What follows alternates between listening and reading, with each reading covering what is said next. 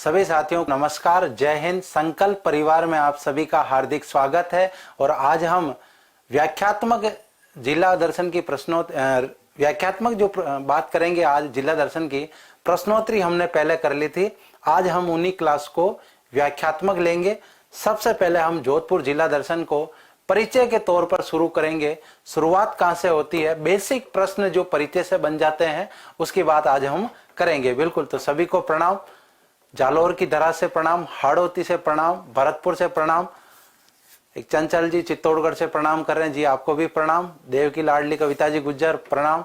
सभी को प्रणाम, सभी को नमस्कार, जय हिंद जी। बिल्कुल, तो आज अपनी जो क्लास है वो जिला दर्शन के अंदर व्याख्यात्मक शुरू हुई है। पुणे वापस हमने शुरुआत की है और सबसे पहले हमने जोधपुर संभाग की बात की है। मतलब जोधपुर संभाग में जोधपुर जिले की हम बात करेंगे। इसके हम कम से कम 4-5 पार्ट पढ़ेंगे, जिसमें सबसे पहले हम परिचय पढ़ेंगे, उसके बाद जोधपुर का इतिहास पढ़ेंगे, जोधपुर में मेलों के बारे में बात करेंगे, उसके बाद में दर्शनीय स्थलों की बात करेंगे, अन्य विविध महत्वपूर्ण तथ्यों की बात करेंगे। तो यहाँ पर हम जोधपुर के विस्तार से बात करेंगे। तो इसी के साथ आज की क्लास हम प्रारंभ करते हैं। शिखर से प्रणाम भाई, बिल्कुल सभी को प्रणाम, सभी को राम राम जी।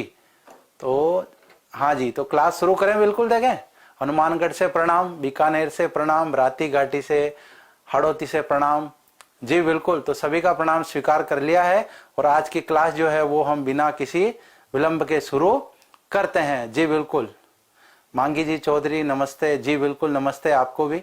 तो यहाँ पर हम बात करते हैं आज की क्लास की। आज की क्लास में सबसे पहले हम परिचय की बात करें तो इसमें हम बात करते हैं जोधपुर की, कि जनरली जोधपुर जो है वो यहाँ पर हमें मैप में कहां पर दिखाई देता है। तो यहां पर हम बात करते हैं मैप में कि भाई ये जो है हमारा जोधपुर है।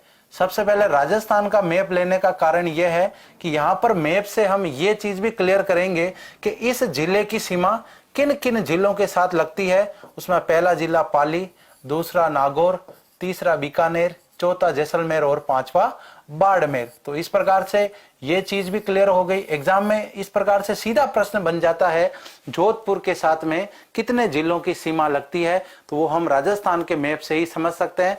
राजस्थान का मैप यदि हमें याद है तो बिल्कुल हम आराम से इस क्वेश्चन का आसानी से जवाब दे सकते हैं।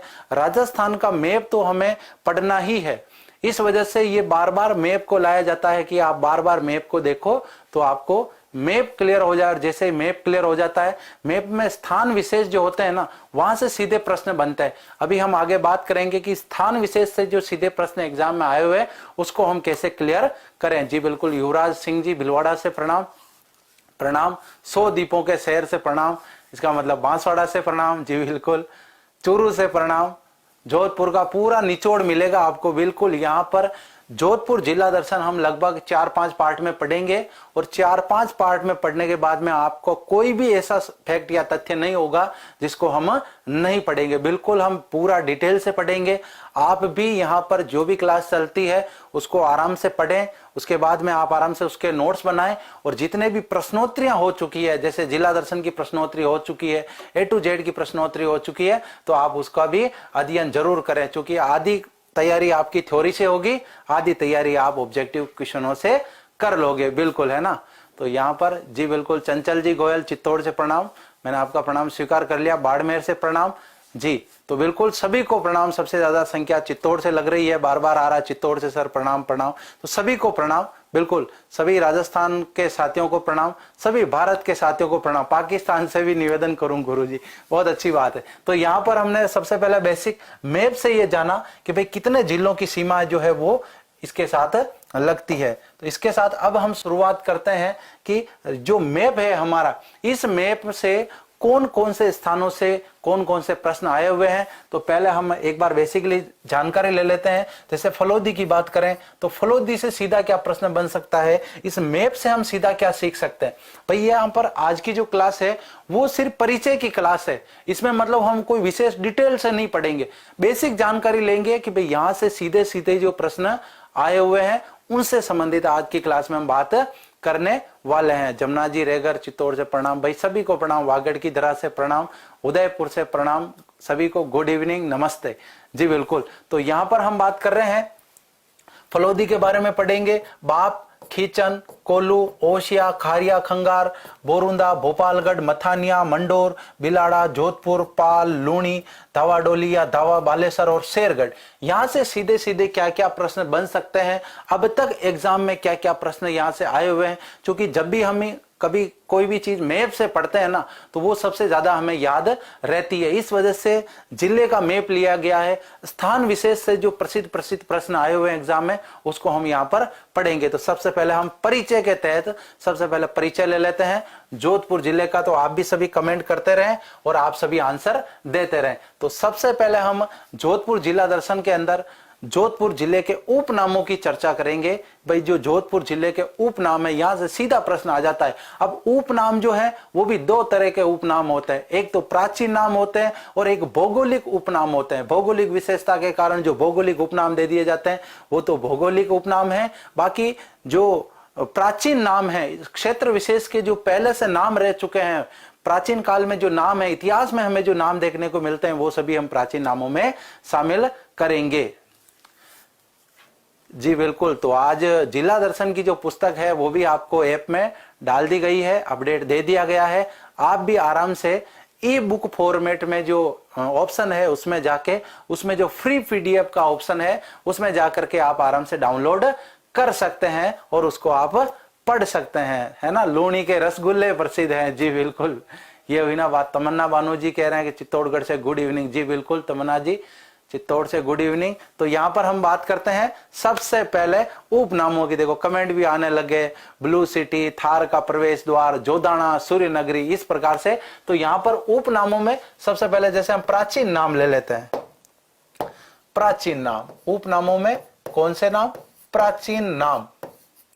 तो भाई प्राचीन नाम जो है जैसे कि मारवाड़, है ना, मारवाड़, जोधाना, ये इस प्रकार के जो नाम है ये क्या है, प्राचीन नामों में काउंट किए जाते हैं। जनरली मारवाड़ तो आज भी हम इस क्षेत्र को कहते हैं। मारवाड़ तो पाली से सीमा शुरू हो जाती थी, उसके बाद में संपूर्ण मरुस्थलीय क्षेत्र को जो है पहले लोग मारवाड़ के नाम से जानते थे। लेकिन विशेष तौर से अगर मारवाड़ की हम बात करें तो पाली और जोधपुर का जो क्षेत्र है वो मारवाड़ में शामिल किया जाता था। अभी वर्तमान में यदि हम बात करें तो मारवाड़ में पाली अलग जिला है, जोधपुर अलग जिला है, इसलिए हम जोधपुर को यहाँ पर मारवाड़ की संज्ञा दे सकते हैं। बिल्कुल। जोदाना जो है वो भी चलो लिख लेते हैं, लिख लिया है ये तो जोदाना, ठीक है ना। तो मारवाड़ और जोदाना ये नाम है। अब वापस हम उपनामों में यदि बात करें भौगोलिक उपनामों की, है ना, भौगोलिक उपनाम।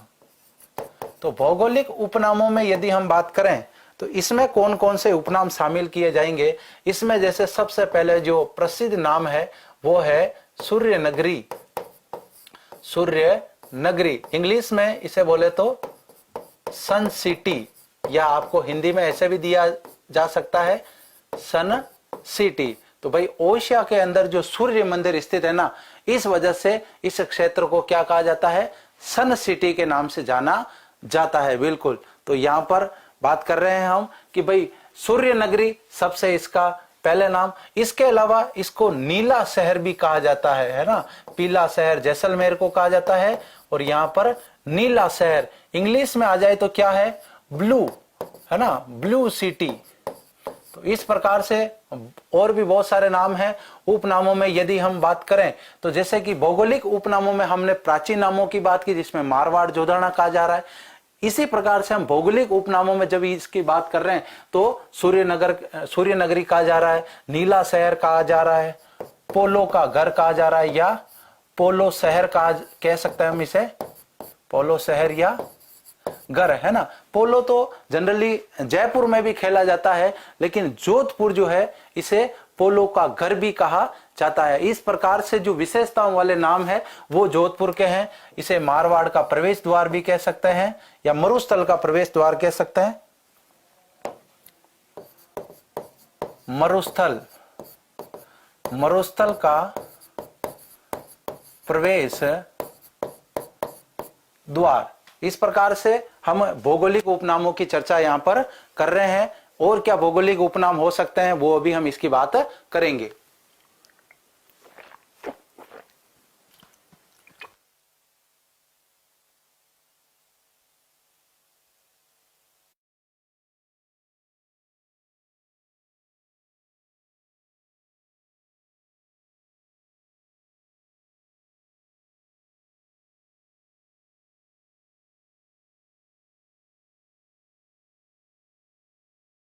यहाँ पर हम बात कर रहे थे उपनामों के बारे में कि भाई जो जोधपुर के उपनाम है वो और क्या क्या हो सकते हैं। बिल्कुल आप सभी साथियों के कमेंट आ रहे हैं। ओशिया का ब्लैक पैगोंडा कहा जाता है। इस प्रकार से और भी बहुत सारे नाम हैं, बहुत सारे उपनाम हैं जो हमें जोधपुर के संदर्भ में मिलते हैं। इसमें सबसे जो प्रसिद्ध नाम है वो है कौन सा? ये दो उपनाम, इनको आप मोस्ट इंपोर्टेंट लगा सकते हैं, सूर्य नगरी और नीला शहर, या जिसे हम ब्लू सिटी भी कह सकते हैं। इस प्रकार के जो ये उपनाम है ये सबसे ज्यादा इसके फेमस उपनाम है, या इसे मरुस्थल प्रदेश भी हम कह सकते हैं, मरुस्थल प्रदेश। तो इस प्रकार के बहुत सारे उपनाम हैं, स्पेशली मारवाड़, जोदाना, सूर्य नगरी, नीला शहर, पोलो का घर या पोलो शहर, मरुस्थल का जो है वो इसे प्रवेश द्वार कहा जाता है। मारवाड़ का प्रवेश द्वार भी कह दो भले, लेकिन मरुस्थल प्रदेश जो है वो इस प्रकार से ये इसके महत्वपूर्ण भौगोलिक उपनाम हैं जो सबसे ज्यादा एग्जाम में पूछे जाते हैं और बार बार रिपीट भी किए जाते हैं। बिल्कुल सांस्कृतिक राजधानी भी इसे कहा जाता है, ये भी हम उपनामों में काउंट कर सकते हैं, कोई दिक्कत नहीं है ना। जैसे राजनीतिक राजधानी कहाँ है? जयपुर में है। सांस्कृतिक राजधानी, ये भी हम उपनामों में इसे काउंट कर सकते हैं। वैसे कला संस्कृति में हम इसको पढ़ने वाले थे। अब यहाँ पर परिवहन कोड की या परिवहन संख्या की बात करें तो RJ19 जो है वो कहाँ का परिवहन कोड है? वो जोधपुर का परिवहन कोड माना जाता है। जी बिल्कुल। ऐप में बुक क्यों नहीं मिल रही है? ऐप में बुक है बिल्कुल, है ना। ऐप में जो आपको ई बुक का जो ऑप्शन दे रखा है ऐप में, उसमें ई बुक के ऑप्शन में आपको जाना है और ई बुक के ऑप्शन में जो फ्री और पेड नामक जो PDF का दो ऑप्शन दे रखा है, उसमें फ्री वाले में आप जाओगे तो जिला दर्शन नोट्स हैंडबुक नाम से जो कल की क्लास हुई थी उसका वहां पर थंबनेल लगा हुआ है और वहीं पर आप PDF को ओपन करके डाउनलोड कर सकते हो। बिल्कुल जी बिल्कुल, तो है ना। तो वहां पर बिल्कुल डाउट वाली कोई बात नहीं है, बुक अपलोड हो चुकी है, अपडेट भी मिल चुका है उसका, है ना। तो यहां पर हम बात कर रहे हैं कि परिवहन संख्या जो है वो क्या है? RJ19 परिवहन संख्या है। शुभंकर की यदि हम बात करें तो शुभंकर क्या हो जाएगा? कुरंजा।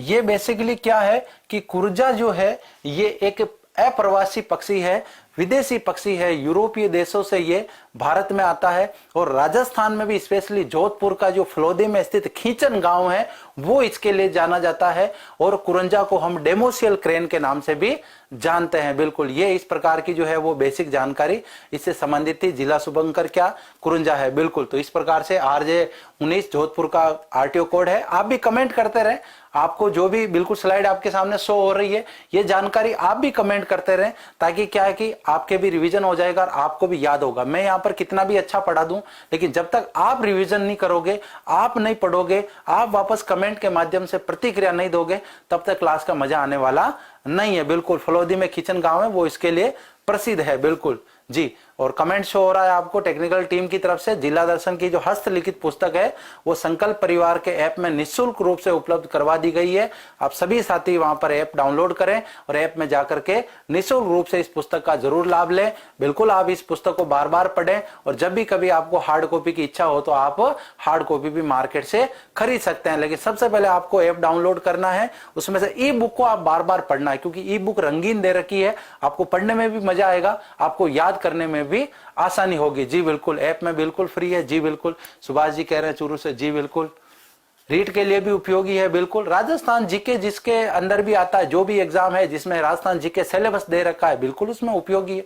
क्या बात है। तो यहां पर इस प्रकार से हमने बात की। इसके बाद क्षेत्रफल की यदि हम बात करें तो 22,850 वर्ग किलोमीटर, 22,850 वर्ग किलोमीटर जो है वो जोधपुर का क्षेत्रफल है। जोधपुर की जनसंख्या के बारे में यदि बात करें तो यहाँ पर 36,87,165 जो है वो यहाँ पर संख्या है। मतलब यहाँ पर कितनी पब्लिक निवास करती है। और ये जो जनसंख्या है ये बेसिकली 2011 की जनगणना के अनुसार है। भाई ध्यान रखें, 2011 की जनगणना अनुसार भाई ये मैंने क्यों लिखा जनगणना अनुसार 2011, क्योंकि अभी 2021 चल रहा है और हम जानते हैं कि 2021 के बाद में अभी जनसंख्या का जो गणना का काम है वो कोरोना काल की वजह से प्रभावित हो चुका है। बाकी जैसे ही 2022 आएगा और इसकी जैसे ही जनगणना होगी, आंकड़े जब अपडेट होंगे, हो सकता है कि ये आंकड़ा चेंज हो जाए और आप उस समय कहोगे सर यहाँ पर तो आपने 36,87,165 लिख रखा है, लेकिन वहां पर जो है वो एग्जाम में मतलब चेंज आ रहा है आंकड़ा। तो चेंज आने का जो कारण है वो क्या कारण हो सकता है? वो कारण यही है कि भाई हिसाब से ये जो स्लाइड थी इसमें आपके सारे कॉन्सेप्ट क्लियर हो गए होंगे।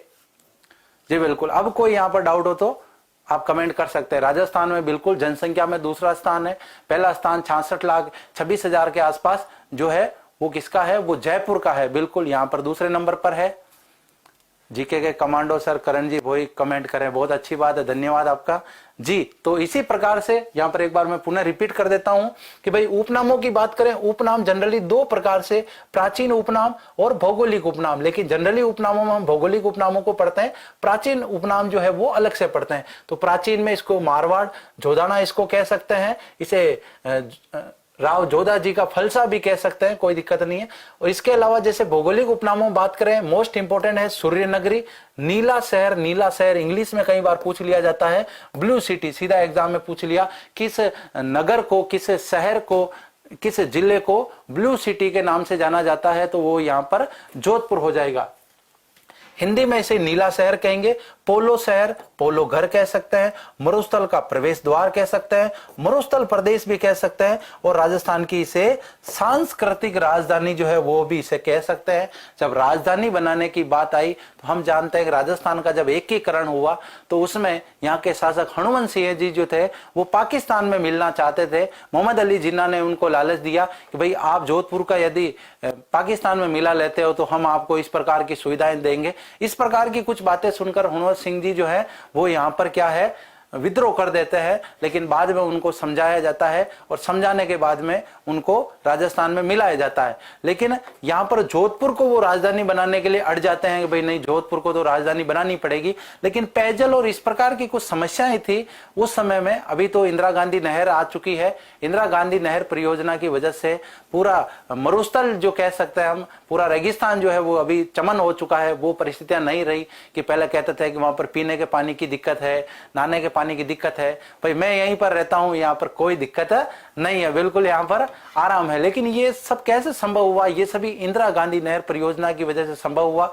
इंदिरा गांधी नहर परियोजना के बारे में हम सभी जानते हैं कि पश्चिमी राजस्थान में मरुस्थल में जो है वो मरुस्थल की गंगा कहलाती है और बहुत ही बड़ा एक तरह से वो वरदान साबित हो चुकी है। तो यहाँ पर बिल्कुल जोधपुर के शासक हनुमंत सिंह जी थे एकीकरण के दौरान, और हम उनकी चर्चा करेंगे। तो भौगोलिक उपनामों के बारे में हमने पढ़ लिया। उसके बाद में परिवहन कोड, भाई ये बेसिक प्रश्न है, एग्जाम में प्रश्न पूछ लिए जाते हैं। जैसे राजस्थान पुलिस में जो ड्राइवर की पोस्टें होती है उसमें इस प्रकार के प्रश्न या बेसिक जानकारी जो है वो भाई कौन से जिले का कौन सा कोड है, जैसे पूछ लिया गया इंटरव्यू में, मान लो कि आप कौन से जिले से आए हैं, उसका परिवहन कोड क्या है। इस प्रकार की जो बेसिक जानकारी है ये बिल्कुल हमें होनी चाहिए। शुभंकर की यदि हम बात करें कि शुभंकर क्या होता है, पहली बात तो ये शुभंकर होता क्या है, तो विशेष प्रकार का कोई जीव जंतु जो है वो किसी जिले में पाया जाता है और वो उस जिले की यदि पहचान है तो पहचान जो है वो शुभंकर के तौर पर यहाँ पर क्या है, बिल्कुल इंडिकेट की जाती है। तो यहाँ पर उसे शुभंकर कहा जाता है जिले का।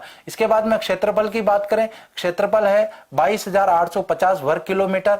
जनसंख्या की बात करें यहाँ पर कितनी जनसंख्या निवास करती है, तो 36,87,165 यहाँ पर जनसंख्या निवास करती है। लिंगानुपात की यहाँ पर बात करते हैं तो लिंगानुपात का मतलब 916 अनुपात 1000 आप यहाँ पर कह सकते हो। तो भाई 1000 पुरुषों पर जो महिलाओं की संख्या है वो क्या कहलाती है, वो यहाँ पर लिंगानुपात कहलाती है। जी बिल्कुल। राजीव गांधी जो लिफ्ट परियोजना है, लिफ्ट नहर परियोजना है, उसकी बात भी हम करेंगे। भाई इंदिरा गांधी नहर जो है उसको जब बनाया गया तो पाकिस्तान से लगती सीमा से 40 किलोमीटर जो है वो एवरेज अंदर बनाया गया। पाकिस्तान की तरफ ढलान होने की वजह से उस तरफ तो पानी स्वतः फ्लो हो जाता है, लेकिन हमें इस तरफ जो जिले स्थित है वहां पर भी हमें उन जिलों को पानी देने की जरूरत है। बाईं तरफ जो जिले हैं उनको भी पानी देने की जरूरत है। तो वहां पर पानी ऊंचाई होने के कारण वहां पर लिफ्ट नहरें बनाई गई और फिर पानी को लिफ्ट किया गया, इसलिए वो लिफ्ट नहरें हैं। तो बिल्कुल लिफ्ट नहर की बात भी हम यहाँ पर करेंगे। तो बिल्कुल यहाँ पर लगभग सभी को क्लियर है, सभी साथियों को। नेक्स्ट नेक्स्ट यहां पर हम साक्षरता की बात करें, साक्षरता भी यही बात है 100% पर यहां पर निकाली जाती है। तो यहां पर कितने प्रतिशत लोग पढ़े लिखे हैं, तो यहां पर बात हम करते हैं कि 65.9% जो लोग हैं वो पढ़े लिखे हैं। और ये भी आंकड़ा कौन सा है, 2011 की जनगणना के अनुसार, जनगणना अनुसार 2011 की जो जनगणना है उसके अनुसार, चूंकि जब जनगणना होती है उसी समय जनसंख्या के सारे आंकड़े जो है वो निकल के आते हैं। साक्षरता जो है वो भी हर 10 साल में चेंज होती रहती है। तो यहां पर यदि हम बात करें कि भाई यहां पर 65.9% जो लोग हैं वो यहां पर पढ़े लिखे हैं। जनघनत्व की बात करें तो 161 व्यक्ति प्रति वर्ग किलोमीटर जो है वो यहां पर निवास करते हैं। तो आज A to Z राजस्थान की जो क्लास है उसमें चौहान राजवंश का टेस्ट होने वाला है। सभी साथियों ने बढ़िया तैयारी कर ली होगी। इतने दिन जो वर्णनात्मक क्लास चल रही थी A to Z की, सभी साथियों ने बढ़िया मजे मजे के साथ में पढ़ी होगी और आज उसका टेस्ट होने वाला है। किसमें कितना है दम, किसने कितनी तैयारी की वो आज पता चल जाएगा। जी बिल्कुल, 65.9%, बिल्कुल 9, जैसे ये 9 लिखा हुआ है तो इसके पीछे क्या हो सकता है, 0 भी हो सकता है और 9 से मतलब 90 से लेकर 100 तक की कोई भी संख्या इसके पीछे हो सकती है। एग्जाम में इसी प्रकार के आंकड़े आते हैं। 65.9% है ना। अब यहां पर 0 होता तो को बहुत सारे कहते हैं 65.90%, नहीं, वो 90 नहीं है, 65.90%, इस प्रकार से हम इसको बोल सकते हैं। जनघनत्व की बात करें तो 161 व्यक्ति प्रति वर्ग किलोमीटर। तो भाई यहां पर बहुत ही अच्छा जनगणत्व है। नेक्स्ट बात करें राष्ट्रीय राजमार्गों की, यदि हम बात करें कि यहां पर कौन कौन से राष्ट्रीय राजमार्ग गुजरते हैं, तो राष्ट्रीय राजमार्गों की यहां पर हम बात करेंगे कौन कौन से यहां पर गुजरते हैं।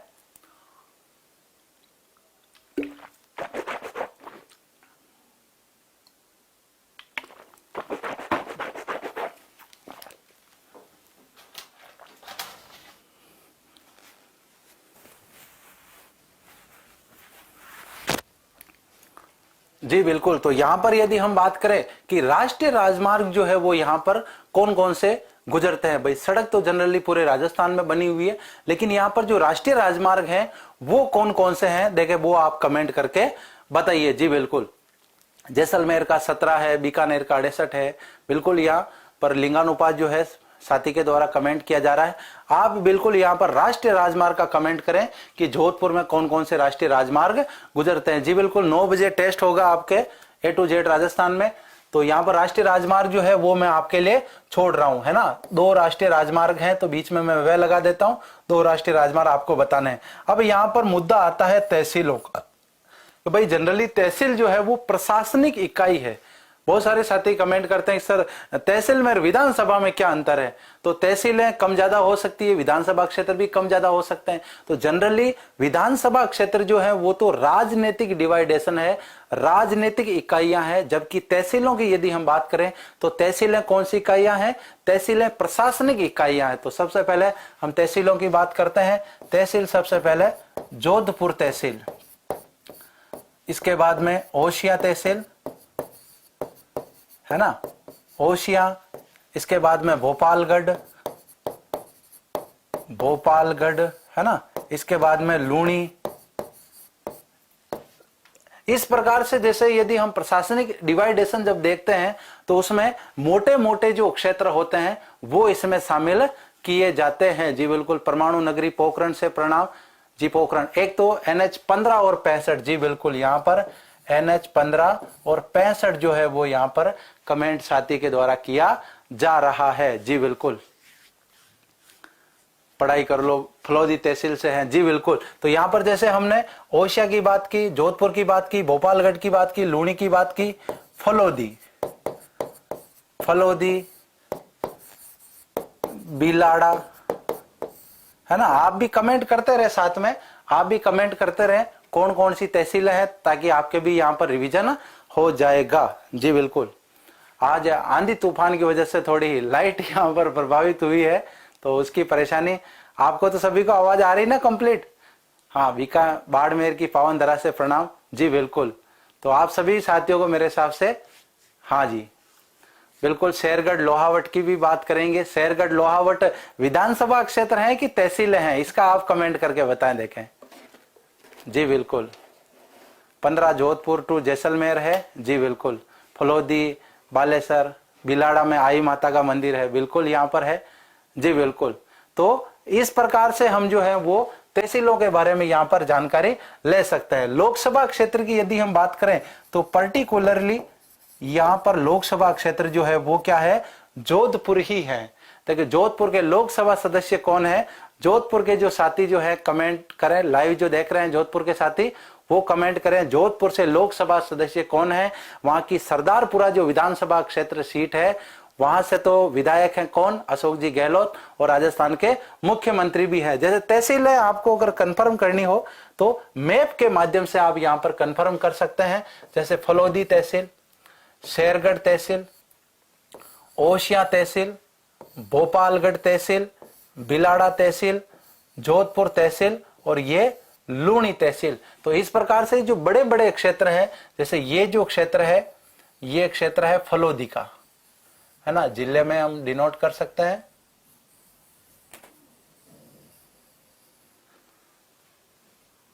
इसके बाद में ये शेरगढ़ का क्षेत्र है। ये सभी प्रशासनिक इकाइयां हैं, है ना।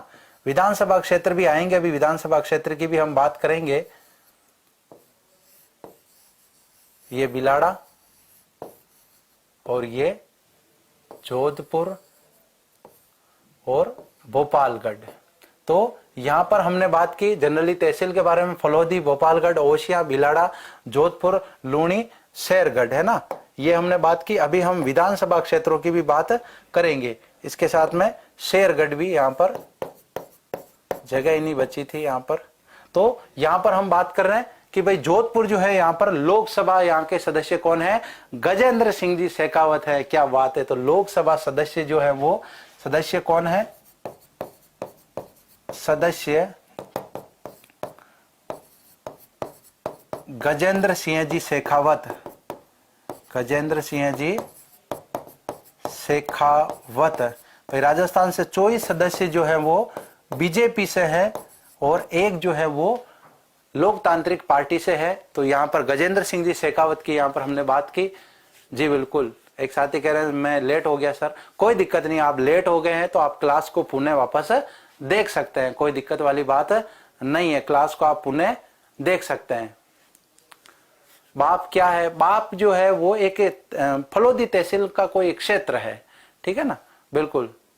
तो यहां पर हम बात करेंगे, बिल्कुल। अब हम बात करते हैं विधानसभा क्षेत्रों के बारे में कि भाई विधानसभा क्षेत्र जो है वो कौन कौन से यहाँ पर हैं। तो विधानसभा क्षेत्रों की यदि हम बात करते हैं तो विधानसभा क्षेत्रों में जनरली सबसे पहले जो है वो हम ले लेते हैं कौन से क्षेत्रों को, इन्हीं तहसीलों को ले लेते हैं सबसे पहले, कि जो ऊपर लिखी हुई है वो यहाँ पर कि सबसे पहले जोधपुर को ले लेते हैं, ठीक है ना। इसके बाद में ओशिया, भोपालगढ़, लूणी, लूणी के रसगुल्ले प्रसिद्ध हैं, अभी साथी का कमेंट आ रहा था, बिलाड़ा, है ना। इसके साथ में सरदार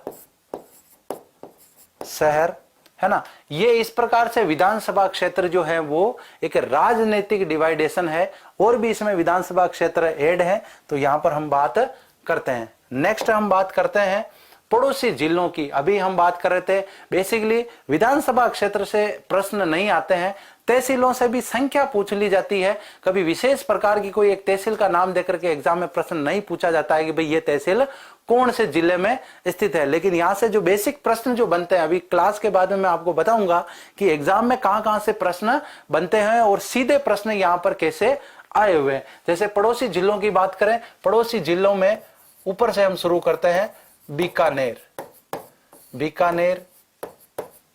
जैसलमेर,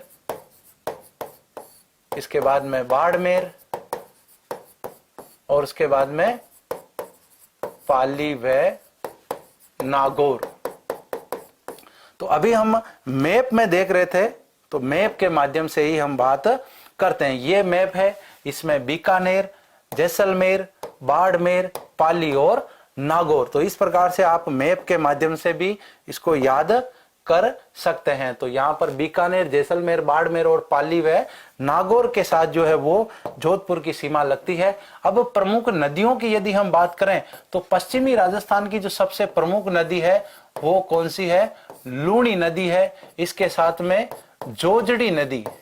जोजड़ी नदी आप जनरली जानते हैं कि नागौर से आती है और यहां पर जो है वो लूणी नदी में बाईं ओर से आके मिलती है कि दाईं ओर से आके मिलती है। इस बात को लेकर आपके बहुत सारों के कंफ्यूजन हो सकता है कि भाई दायां बायां का ये क्या लफड़ा है। तो आपको दायां बायां जब भी आप कंफ्यूज होवें तो या तो आप बेसिक तौर से ऐसे आप याद रखें कि भाई ये जो अपना हाथ है ये दावड़िया दावड़िया आप इसको बोलते हैं, तो ये दावड़िया का मतलब दायां नहीं है, ये बायां है। फिर भी इस प्रकार से यदि आप कंफ्यूजन होवे तो आप जिस हाथ से खाना खाते हो बेसिकली, तो वो हाथ कौन सा होता है आपका?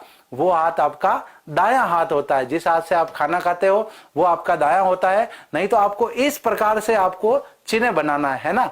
इस प्रकार से जब आप बनाओगे तो ये आपको कौन सा दिख रहा है? ये आपको बी दिख रहा है। ये आपको कौन सा दिख रहा है? ये डी दिख रहा है। तो ये हो गया बायां और ये हो गया दायां। तो जिस प्रकार से हम नदी की बात कर रहे हैं तो यहां पर नदी, जैसे यदि हम मैप के अंदर बात करें तो नागौर जो है, नागौर से ये यहां पर नदी आती है और इस तरफ से आ रही है लूणी नदी।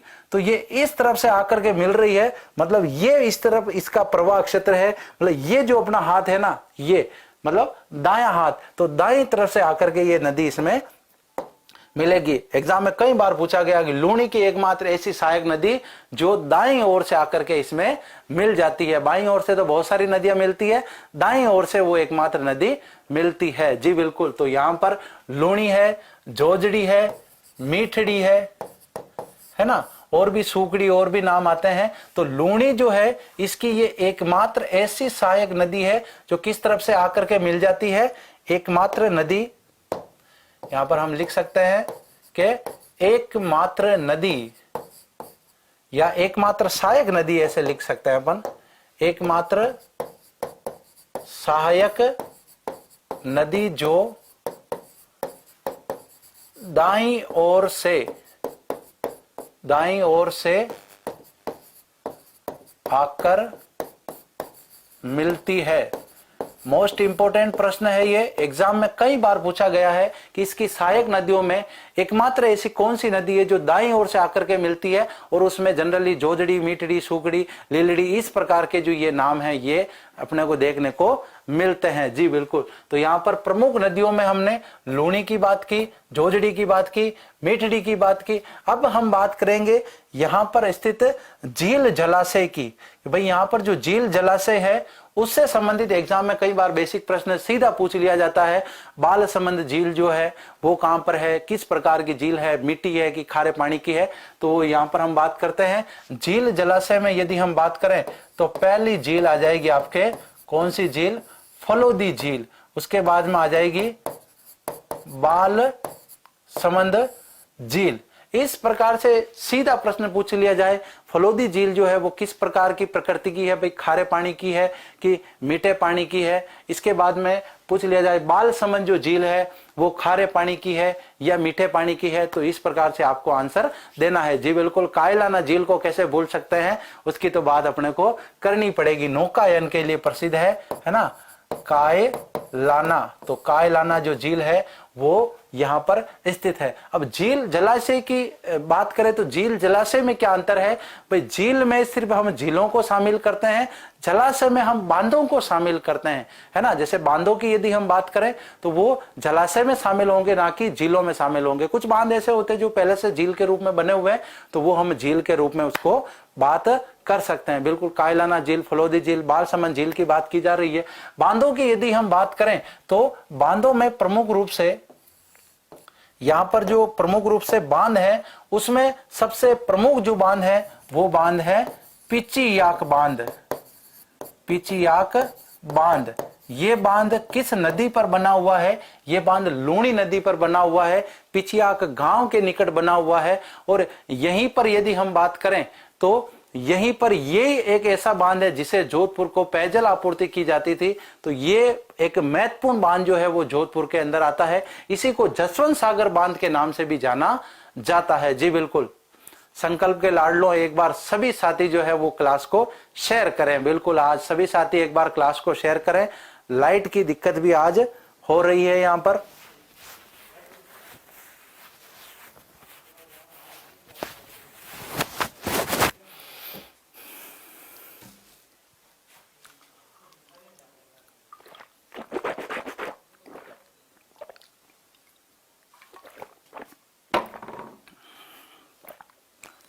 जी बिल्कुल। तो बांधों की हम बात कर रहे थे, इसमें पिछियाक बांध, दूसरा तख्त सागर बांध, इसके बाद में हम बात करें गुलाब सागर, और यहीं पर पिछियाक बांध में आप लिख सकते हो जसवंत सागर। क्योंकि महाराजा जसवंत सिंह जी ने इसको बनाया, इस वजह से इसका नाम जो है वो जसवंत सागर भी यहां पर हमें मिलता है। जी बिल्कुल। अरना झरना जो है वो एक जल प्रपात है ना। अरना झरना क्या है? एक वाटरफॉल है, जल प्रपात है। वो तो हम जैसे जैसे ही हमारा परिचय समाप्त होता है, परिचय के बाद में हम जब डिटेल पढ़ेंगे उसमें अरना झरना की बात हम यहाँ पर करेंगे। जी बिल्कुल। संविधान की क्लास भी चलेगी, बिल्कुल A to Z राजस्थान भी चलेगी। भारतीय इतिहास की संजय सर की हो चुकी है क्लास, बिल्कुल सभी क्लासें व्यवस्थित रूप से चलेगी। तो यहाँ पर हम बात कर रहे हैं, हमने झील जलाशय की बात की। इसके बाद में हम बात करते हैं जलवायु की। तो भाई यहाँ पर कौन सी जलवायु मिलेगी हमें? यहाँ पर शुष्क जलवायु मिलेगी। क्योंकि पश्चिमी राजस्थान की यदि हम बात करें, रेगिस्तान की यदि हम बात करें, तो वहां पर जनरली क्या है? शुष्क जलवायु यहां पर पाई जाती है। मिट्टी की यदि हम बात करें तो यहां पर कौन सी मिट्टी हमें मिलेगी? रेतीली मिट्टी जनरली यहां पर रेतीली मिट्टी पाई जाती है। वनस्पति की भी बात करें तो यहां पर शुष्क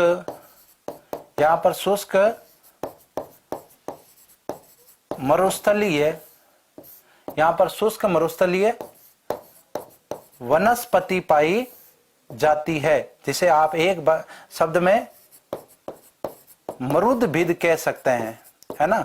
जिसे आप मरुद्भिद भी कह सकते हैं, शुष्क मरुस्थलीय जलवायु भी हम कह सकते हैं।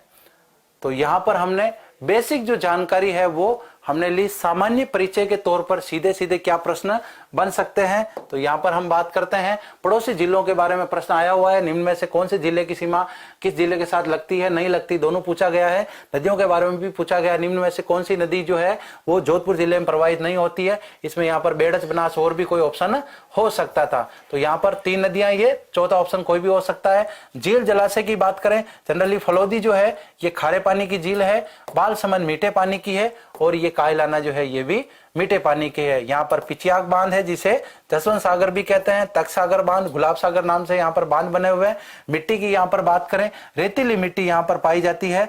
और जलवायु की बात करें, यहाँ पर शुष्क जलवायु है, और वनस्पति यहाँ पर शुष्क मरुस्थलीय वनस्पति यहाँ पर मिलती है। बिल्कुल। साक्षरता की बात करें, बेसिक प्रश्न है। इस प्रकार के एग्जाम में सीधे प्रश्न भी पूछे जाते हैं, क्योंकि जो बड़े जिले हैं उनके बारे में सीधे एग्जाम में प्रश्न बनते हैं। जनगणना की बात करें तो बिल्कुल कौन सा स्थान है, इस प्रकार के प्रश्न पूछे जाते हैं।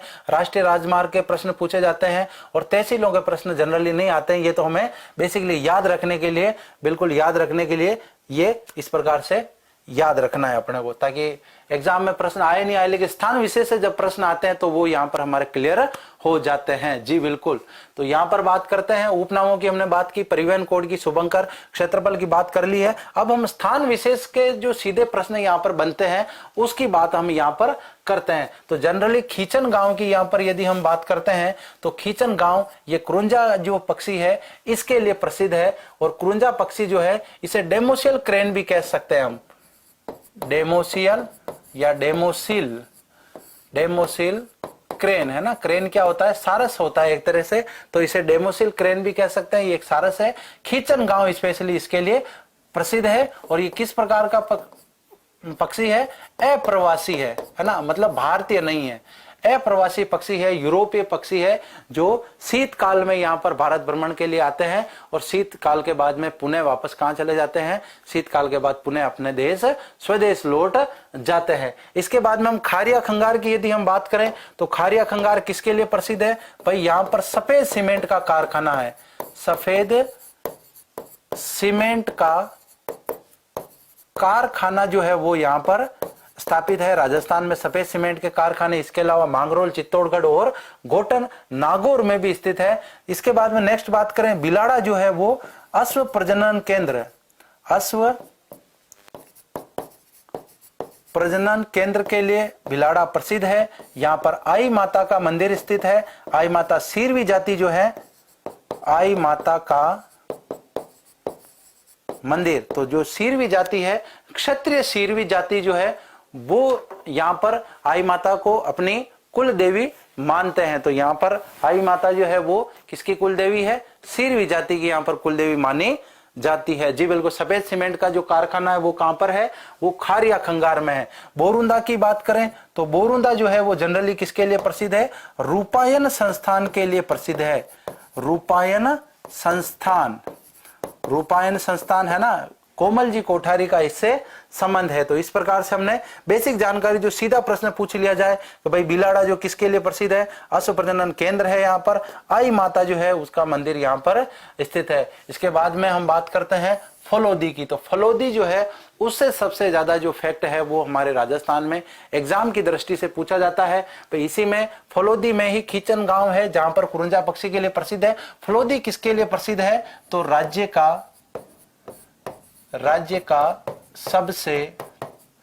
का सबसे शुष्क स्थान, राज्य का सबसे शुष्क स्थान जो है वो कौन सा क्षेत्र है, फलोदी। यहां पर एक ऊंट की नस्ल पाई जाती है, गोमट ऊंट है ना। गोमट ऊंट जो है वो बोझा ढोने के लिए प्रसिद्ध है। जैसे नाचना जो नस्ल है वो सुंदरता के लिए, अपने हिम्मत के लिए, अपनी मजबूती के लिए प्रसिद्ध है। इसी प्रकार से यदि हम बात करें तो राज्य का सबसे शुष्क स्थान और गोमट ऊंट जो है वो कहां पर पाया जाता है, फलोदी में पाया जाता है। यहां पर यदि हम बात करें भारतीय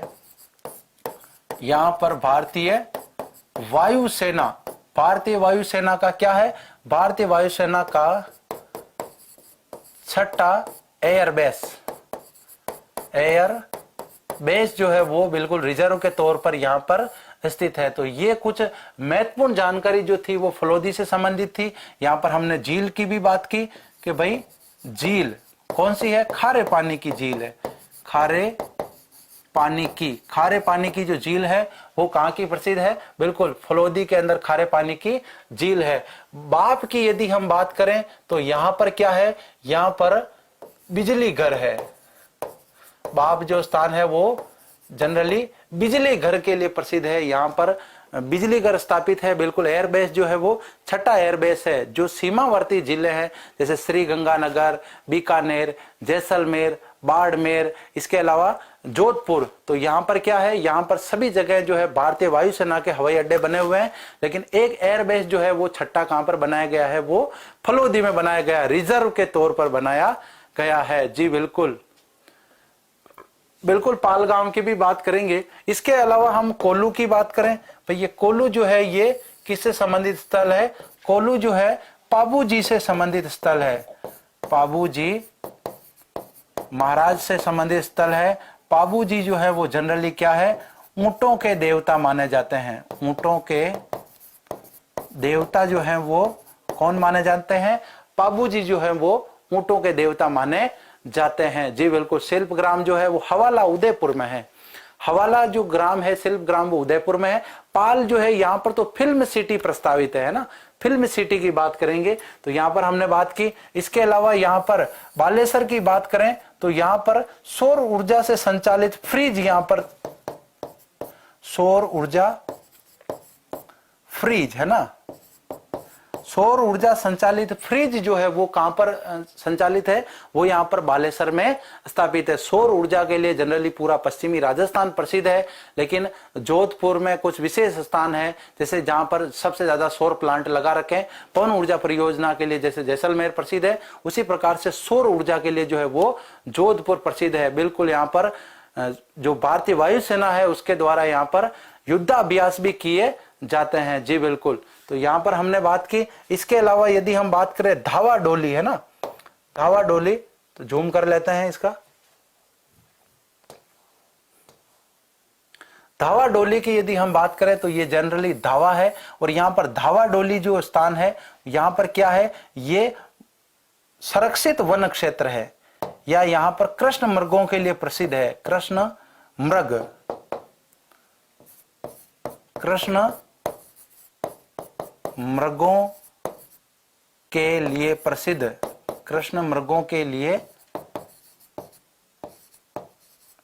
प्रसिद्ध है, और संरक्षित वन क्षेत्र है। ये संरक्षित वन क्षेत्र जो है वो कौन सा है, वो धावा डोली है। इसके बाद में लूणी की बात करें, लूणी के रसगुल्ले प्रसिद्ध है। और अभी हम पाल की बात कर रहे थे कि पाल जो है यहां पर क्या है, फिल्म सिटी प्रस्तावित है। फिल्म सिटी प्रस्तावित, यहां पर क्या है, फिल्म सिटी बनेगी आने वाले टाइम में, ताकि यहां पर फिल्मों की शूटिंग की जा सके। बिल्कुल, तो यहां पर इस प्रकार से हमने बेसिक जानकारी ली कि भाई जो बेसिक जानकारी है इससे संबंधित सामान्य परिचय के अंदर क्या क्या शामिल किया जा सकता है। वो जोधपुर से संबंधित हमने यहां पर बात की। भडला पावर प्लांट, बिल्कुल उसकी भी बात करेंगे। लूणी के रसगुल्ले हैं, बिल्कुल, है ना। धावा के पकोड़े प्रसिद्ध हैं, मिर्ची बड़े प्रसिद्ध है जोधपुर के, है ना। तो सभी की बात हम यहाँ पर करेंगे। तो यहाँ पर हमने बेसिक जानकारी ली। धावा डोली जो है कृष्ण मृगों के लिए प्रसिद्ध है, मतलब काले हिरणों के लिए प्रसिद्ध है, और सुरक्षित वन क्षेत्र है। पाल जो है यहाँ पर फिल्म सिटी यहाँ पर प्रस्तावित है। बालेसर में सौर ऊर्जा फ्रिज है। बिलाड़ा में आई माता का मंदिर है। अश्व प्रजनन केंद्र यहाँ पर है। और बोरुंदा की बात करें तो बोरुंदा में रूपायन संस्थान है। खारिया खंगार में सफेद सीमेंट का कारखाना है। और कुरुंजा जो है डेमोसिल क्रेन जो है वो जनरली कहाँ के प्रसिद्ध है, वो कहां पर आते हैं, खिचन गांव में आते हैं। अब इसके बाद में मथानिया की हम यहां पर बात करते हैं कि भाई मथानिया जो है वो किसके लिए प्रसिद्ध है। मथानिया के लिए कौन बताएगा, मथानिया किसके लिए प्रसिद्ध है। तो सबसे पहले तो सौर ऊर्जा के लिए प्रसिद्ध है, सौर ऊर्जा के लिए प्रसिद्ध क्षेत्र है। और इसके अलावा मथानिया किसके लिए प्रसिद्ध है, बताइए, देखे कमेंट करके। रसगुल्ले नहीं, चूरमा बाटी खाएंगे, लो जी। तो यहां पर यदि हम बात करें कि मथानिया जो है वो लाल मिर्च के लिए भी प्रसिद्ध है ना। लाल मिर्च के लिए प्रसिद्ध। राजस्थान में सीधा प्रश्न पूछ लिया जाए, हल्दी कहाँ की प्रसिद्ध है, जाडोल उदयपुर की प्रसिद्ध है। लाल मिर्च कहाँ की प्रसिद्ध है, तो वो मथानिया की प्रसिद्ध है। और मथानिया कहाँ पर है, मथानिया जोधपुर में है। अब बच गया अपने अकेला मंडोर के। भाई हमें मंडोर के बारे में जानकारी लेनी है, तो बिल्कुल मंडोर से संबंधित यहाँ पर हम लिख देते हैं। मंडोर में सबसे पहले तो राठौड़ों की प्राचीन राजधानी रह चुकी है मंडोर। राठौड़ों की पूर्व राजधानी, राठौड़ों की पूर्व राजधानी। इसके अलावा मंडोर की हम बात करें तो मंडोर जो है यहाँ की राजकुमारी मंडोदरी थी, और मंडोदरी जो है वो रावण की पत्नी थी। तो जो रावण है वो उनका यहाँ पर क्या है, ससुराल है। और यहाँ पर दशहरा जो है वो शोक पर्व के रूप में मनाया जाता है। तो यहाँ पर और बात करते हैं हम मंडोर की। यहाँ पर 33 करोड़ देवी देवता, 33 करोड़ देवी देवताओं की साल या गद्दी स्थित है ना। साल या गद्दी स्थित। यदि 33 करोड़ देवी देवताओं के मंदिर की बात की जाए तो मंदिर कहां पर आएगा, मंदिर बीकानेर में आएगा, है ना। अनूप सिंह जी के समय जो भारतीय मूर्तियां जो है, भारतीय मंदिर जो है, वो हिंदू मंदिरों के जहां पर भी उनको अवशेष मिलते थे वो सभी उनको इकट्ठा करके कहां लेके आ गए, बीकानेर में लेके आ गए। और उस जगह जो है वो उसको मंदिर की उपमा दी गई। और 33 करोड़ देवी देवताओं की साल जो है वो कहां पर है, मंडोर में है। और भी बहुत सारी जानकारी जोधपुर से संबंधित जो है वो हम कल इसके पार्ट 2 में ऐतिहासिक पृष्ठभूमि में लेंगे। इसके बाद में पर्यटन स्थलों के बारे में पढ़ेंगे, मेलों के बारे में पढ़ेंगे और बहुत सारी जानकारी कल हम लेंगे। तो सभी साथियों को नमस्कार। सभी साथी टेलीग्राम चैनल जरूर ज्वाइन करें, वहां पर आपको पीडीएफ मिलेगी। यूट्यूब चैनल को जरूर सब्सक्राइब करें और बुक आपको ऐप में अपलोड कर दी गई है। सभी साथी बुक को जरूर आप डाउनलोड करें। बिल्कुल कल हम बात करेंगे जी। नमस्कार, जय हिंद, जय भारत।